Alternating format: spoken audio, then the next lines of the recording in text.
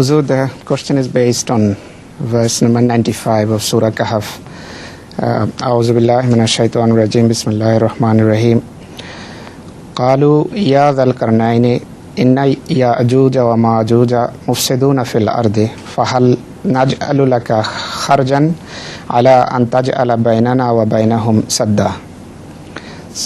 His question has got three portions on the basis of this.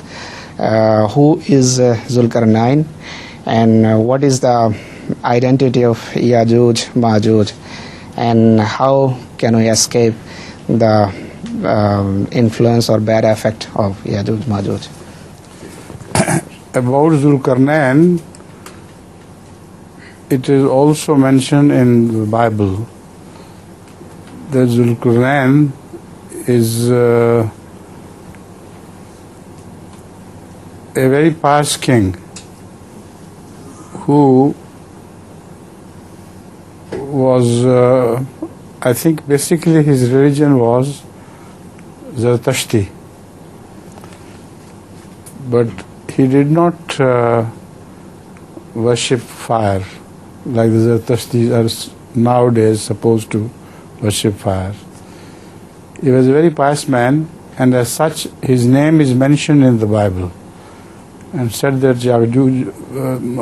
Zulkarnain is our person. He belongs to us, and whoever opposes him will destroy him. So that means that Zulkarnain was a very great person, though apparently of the Zoroastrian religion, but practically he believed in one God. Otherwise the Bible could not have praised him. So this is the one identity of Zulkarnain. The second identity of Zulkarnain is completely different from this.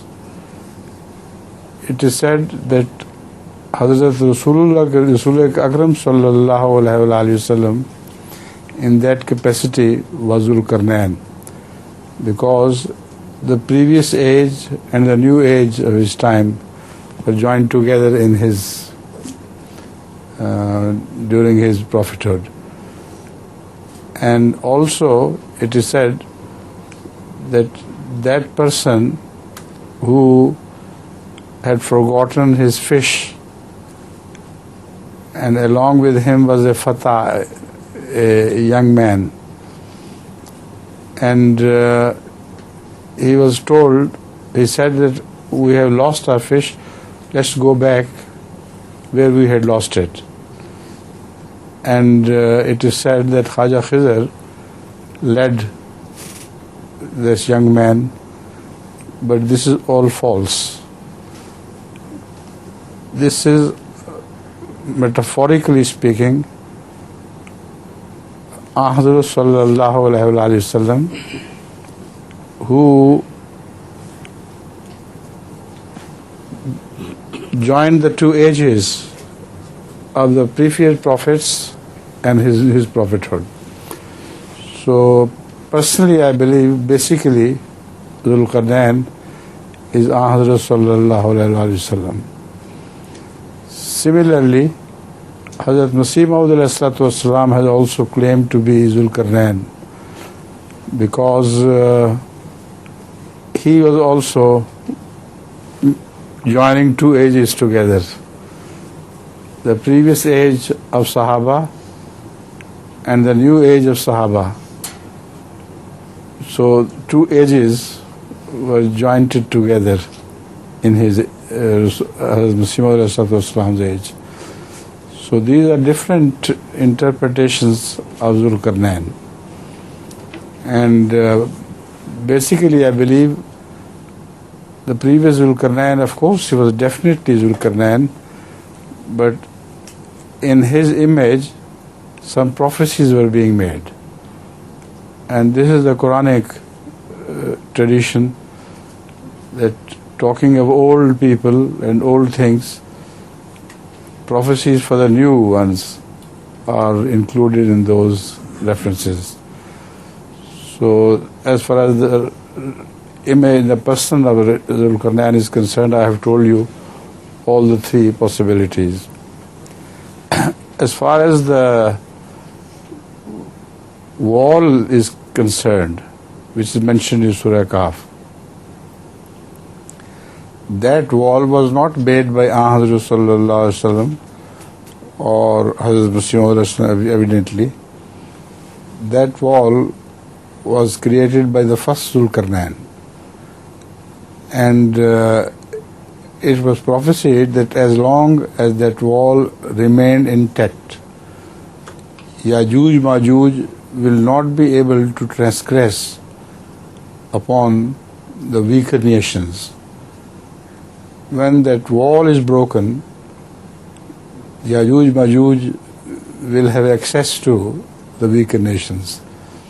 Now it's very interesting to note that this also is metaphorical reference to Zulkarnain, because that wall is insignificant nowadays.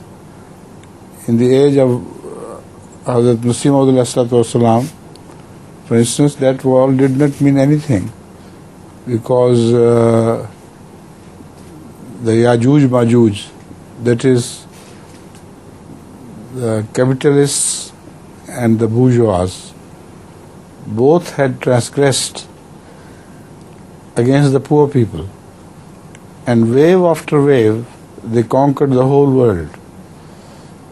So wave after wave also indicates that it will be a victory caused by ships and huge ships. To this also some reference is given by Hazrat Rasulullah sallallahu alaihi wasallam. So this is, the wall was broken. It does not mean that wall was holding them, because British people, for instance, or Americans, etc., they could fly over that wall, and that had become insignificant. So personally I believe it is a metaphorical reference, that when that wall will become obsolete, then this prophecy would be fulfilled. And this wall became obsolete in the beginning of this century. So it tallies exactly with the time of the invasion of Yajuj Majuj through waves. Now, surprisingly, this has also again been mentioned in the Bible. Juj and Magog, Gog and Magog, two references are given in the Bible which tally with this Quranic description. And according to the Bible, Magog is a symbol of Russia,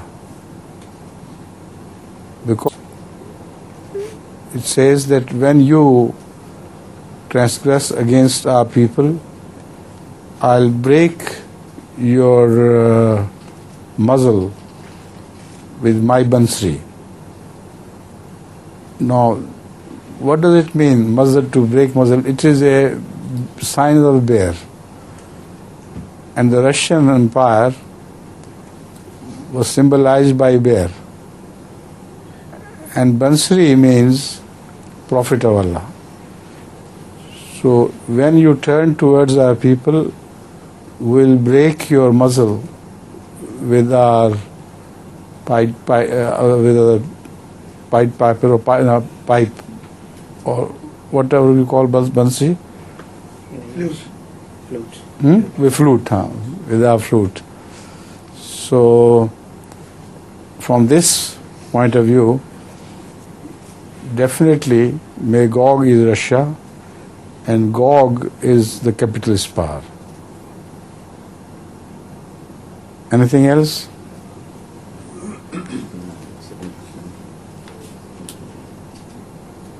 Have I answered your question correctly? Right. You know, they are interconnected, all the biblical stories and Quranic, and only that much of the Quranic statement is endorsed by the Bible, which is correct, evidently, and that part of the Bible which is correct, which is definitely endorsed by the Quran.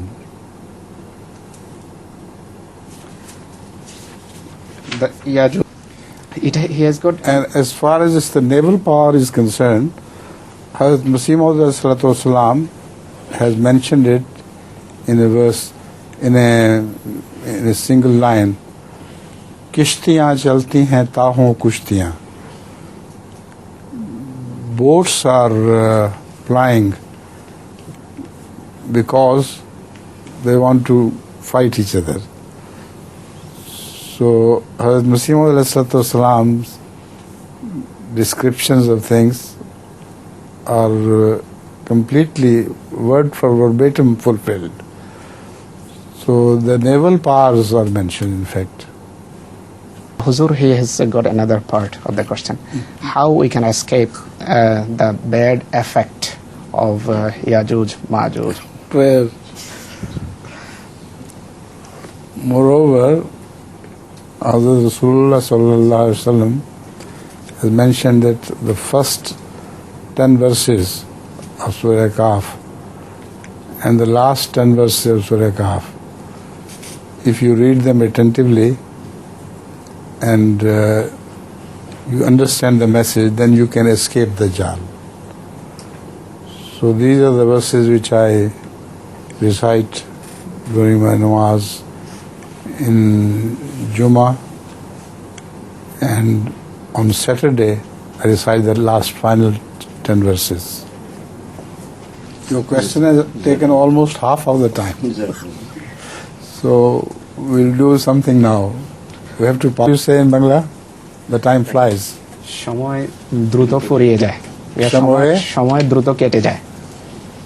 समय तो समझता हूँ, दूध केटे नहीं समझ आता। কেটে যায়, সময় কেটে যাচ্ছে, সময় কেটে যাচ্ছে, সময় কেটে যাচ্ছে। আমার প্রশ্ন হচ্ছে